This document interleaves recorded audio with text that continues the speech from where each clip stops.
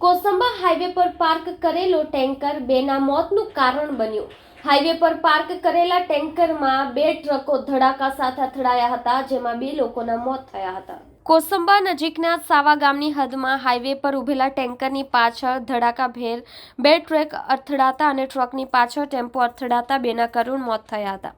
Kosamba police સૂત્રો પાસેથી મળેલી વિગતો મુજબ સાવા ગામની હદમાંથી પસાર થતા હાઈવે પર ટેન્કરના ચાલકે પોતાનું GJ12AZ2242 નંબર ટેન્કર હાઈવેના બીજા ટ્રેક ઉપર પાર્ક કરતા હાઈવે પરથી પસાર થતી GJ21W3666 નંબરની ટ્રકના ચાલકે પોતાની ટ્રક ઉપરથી કાબુ ગુમાવતા ટ્રક ઉભેલા ટેન્કરની પાછળ ધડાકાભેર અથડાઈ હતી।